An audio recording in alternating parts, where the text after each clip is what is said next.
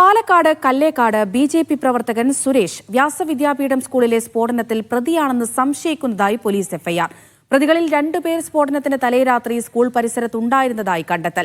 സുരേഷിന്റെ വീട്ടിൽ നിന്ന് പിടിച്ചത് മനുഷ്യജീവൻ അപായപ്പെടുത്താവുന്ന സ്ഫോടക വസ്തുക്കളാണെന്നും എഫ്ഐആറിൽ പറയുന്നു. കല്ലേക്കാട് സ്വദേശി നൌഷാദ്, പൂളക്കാട് സ്വദേശി ഫാസിൽ എന്നിവരെയും പ്രതിപ്പട്ടികയിൽ ഉൾപ്പെടുത്തി ഇന്ന് കോടതിയിൽ ഹാജരാക്കും.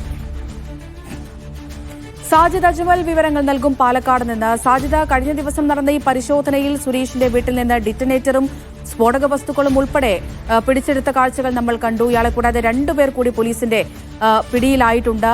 ഇപ്പോൾ ഈ എഫ്ഐആറിൽ എന്തൊക്കെ കാര്യങ്ങളാണ് പറയുന്നത്? ഈ വ്യാസ വിദ്യാപീഠം സ്കൂളിലെ സ്ഫോടനം അതുമായി ഇവർക്ക് ബന്ധമുണ്ട് എന്ന് തന്നെയാണോ?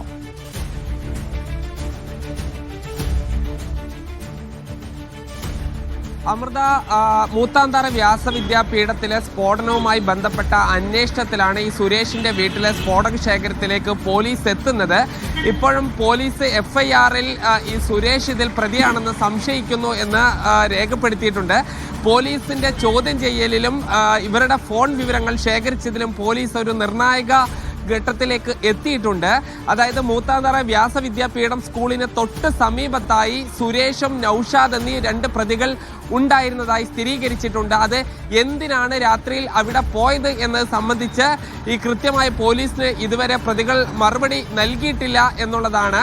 അതായത് പോലീസിന്റെ സംശയങ്ങൾ ശരിവെക്കുന്ന തരത്തിലുള്ള ഈ ശാസ്ത്രീയ തെളിവുകൾ, അതായത് മൊബൈൽ ടവർ കേന്ദ്രീകരിച്ചുള്ള തെളിവുകൾ കൂടിയാണ് ലഭിച്ചിരിക്കുന്നത്. ഇതിൽ സുരേഷ്, നൌഷാദ് എന്നീ പ്രതികൾ ഈ വ്യാസവിദ്യാപീഠം സ്കൂളിന് സമീപത്തായി തന്നെ ഉണ്ടായിരുന്നു എന്നുള്ളത് വ്യക്തമാണ്. ഇതിൽ ഏറ്റവും പ്രധാനപ്പെട്ട കാര്യം ഇവിടെ CCTV ദൃശ്യങ്ങൾ ഇല്ല എന്നുള്ളത് പോലീസിനൊരു തലവേദനയാണ്. പക്ഷേ ഇവരെ കൂടുതൽ ചോദ്യം ചെയ്യുന്നതിലൂടെ ഈ കാര്യങ്ങൾ വ്യക്തമാകും എന്നുള്ളതാണ് മനസ്സിലാക്കുന്നത്. ഇതിൽ എഫ്ഐആറിൽ രേഖപ്പെടുത്തിയിരിക്കുന്ന പ്രധാനപ്പെട്ട കാര്യങ്ങൾ എന്ന് പറയുന്നത് മനുഷ്യജീവൻ അപായപ്പെടുത്താൻ ശേഷിയുള്ള തരത്തിലുള്ള സ്ഫോടക വസ്തുക്കളാണ് സുരേഷിന്റെ വീട്ടിൽ നിന്ന് ലഭിച്ചിരിക്കുന്നത് എന്നുള്ളതാണ്.